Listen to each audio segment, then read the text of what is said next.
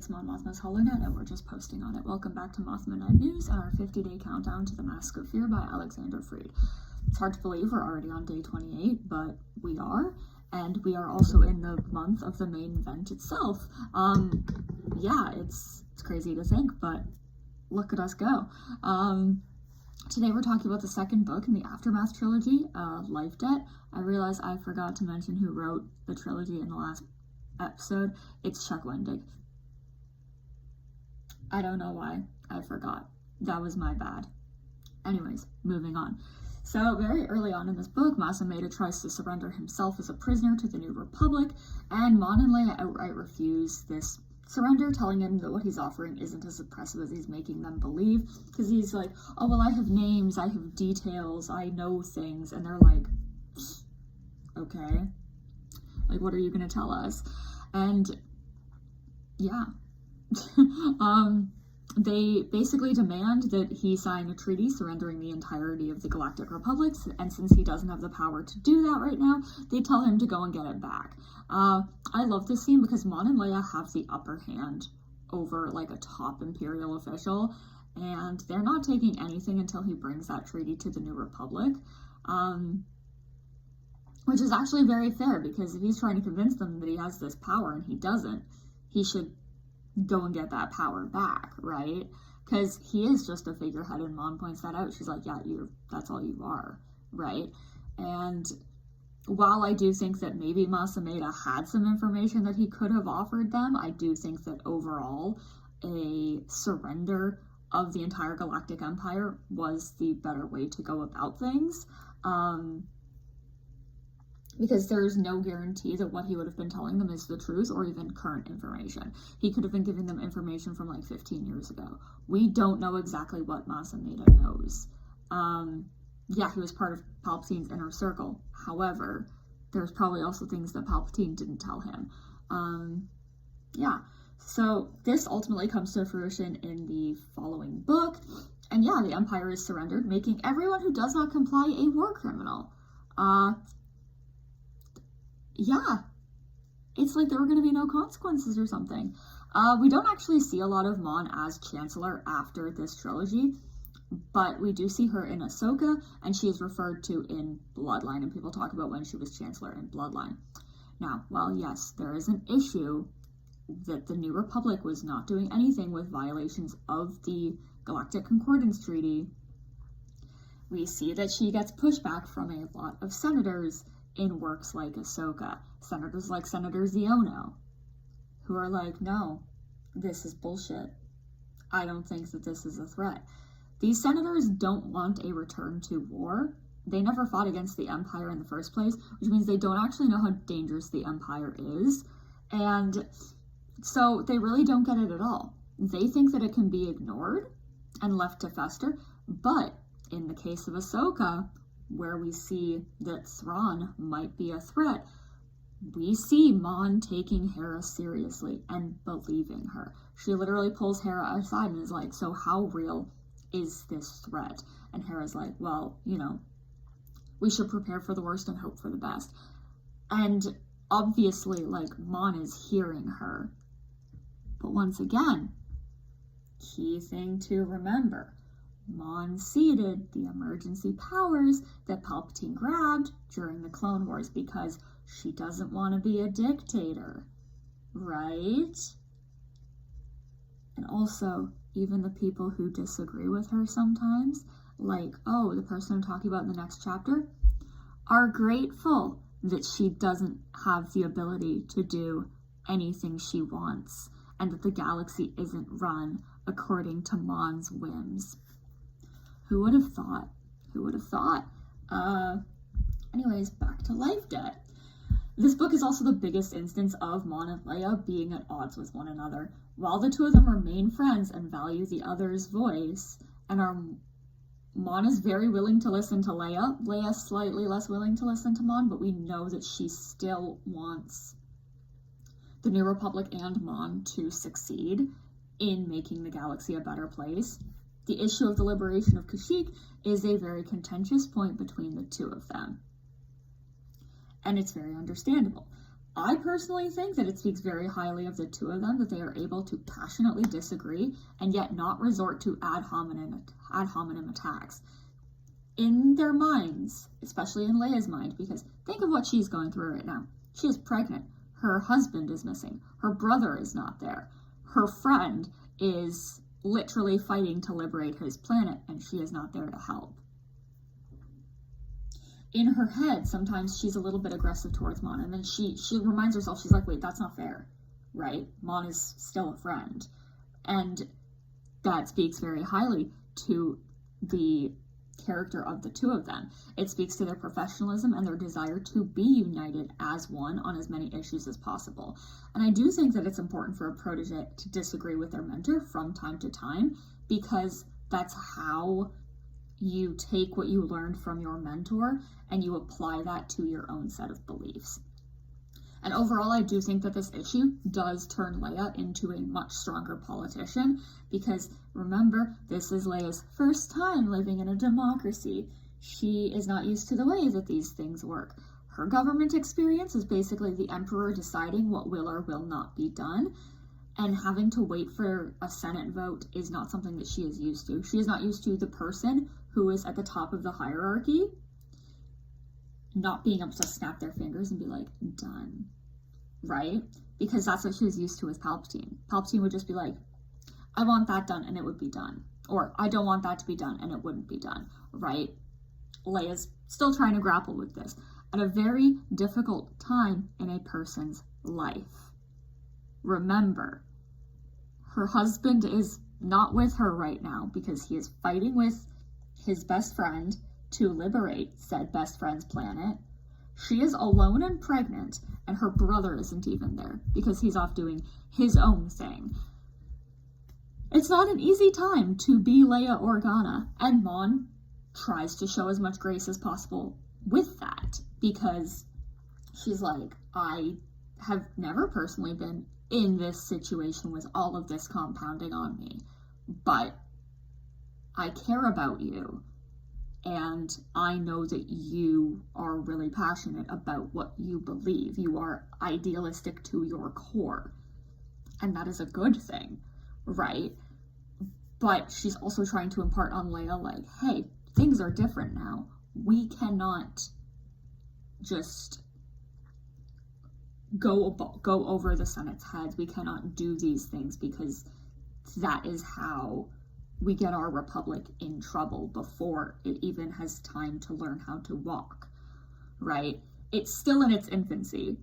This new republic is very fragile, and so not doing things actually is, like, not doing things that aren't approved by the Senate is actually what you're supposed to do.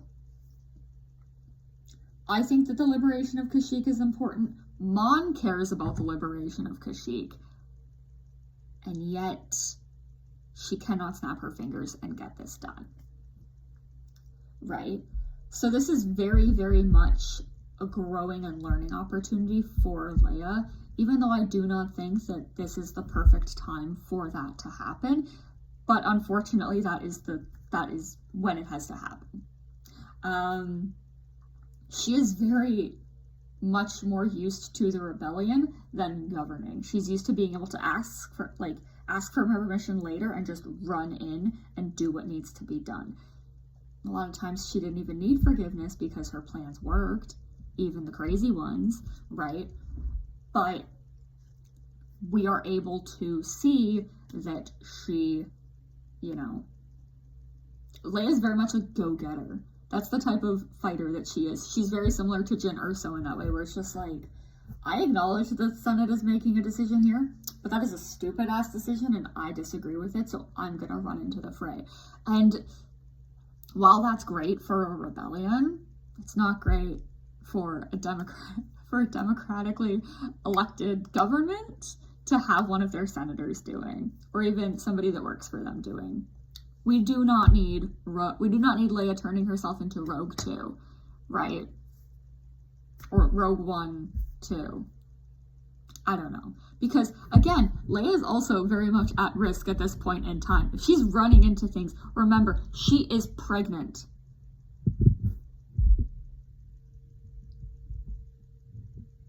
It's not the time to go and fight a war, Leia.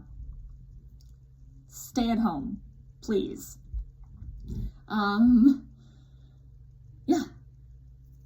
In this instance, she operates outside of the government's position, and so there were consequences for her actions.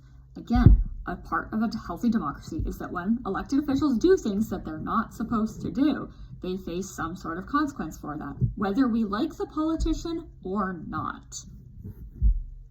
This should be bipartisan. If a politician breaks the law, there should be consequences for that. Who would have thunk?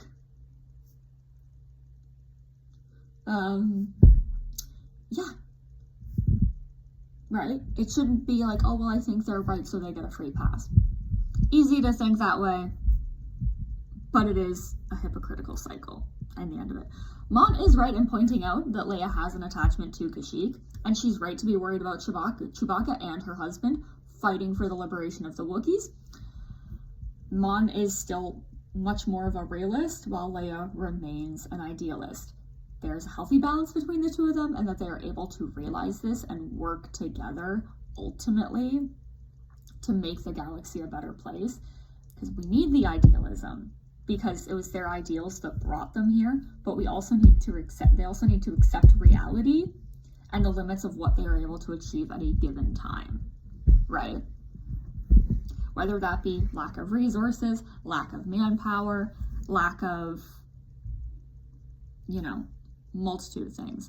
And also, there is a part where Mon is like, hey, during these peace talks that we're going to have, I'm going to push for the liberation of Kashyyyk, because it is very important, right? Wookiees should not be enslaved. Kashyyyk is very much like a peaceful world, I would say, even though the Wookiees could be considered warriors. But again, I can talk about my perception of Wookiees and the relationship that they have with Kashyyyk in another video, because I could ramble for so long about that.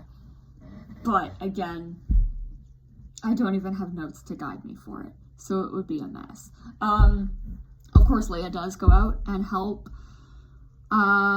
with this liberation of Kashyyyk, and as mentioned before, despite it being a success in that they are able to liberate rebel prisoners who are held by the Empire in this facility, there are consequences for these actions. When they return to Chandrila, the liberated are helped, and Mon plans a celebration because this is indeed a very important victory, despite it happening without Senate approval.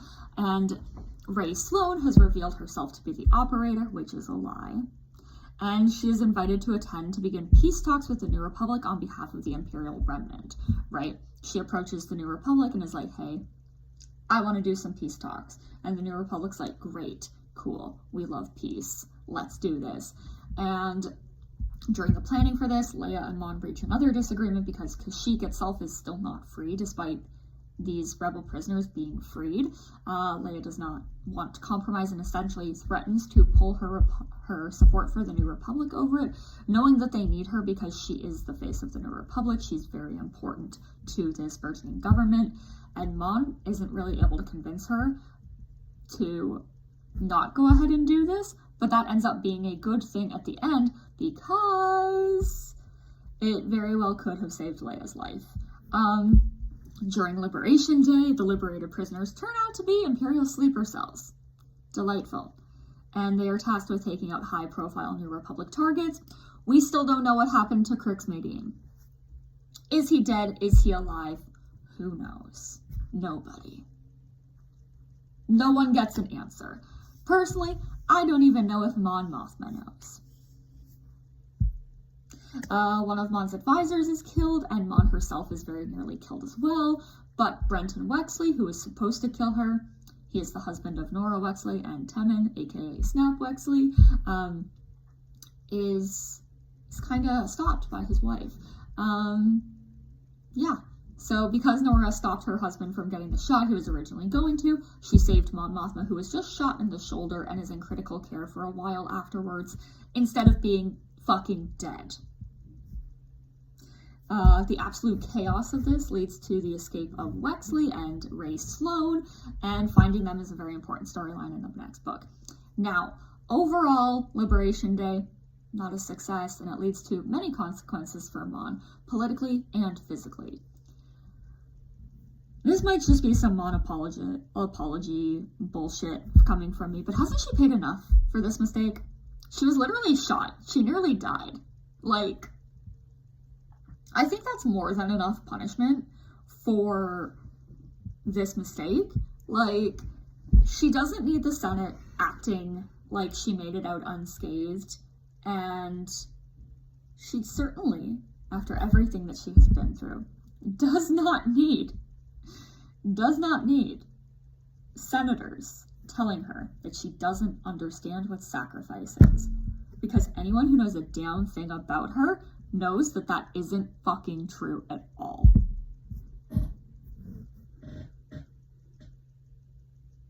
We're going to talk about that more tomorrow. I do want to throw in one small piece. Actually, no, I won't. I am going to talk about that more tomorrow because I do want to do a little bit more on Mon and Leia tomorrow. So I'll save that for tomorrow. Which will be day 29, where we will be discussing the third and final book of the Aftermath trilogy, Empire's End. So we'll see you then.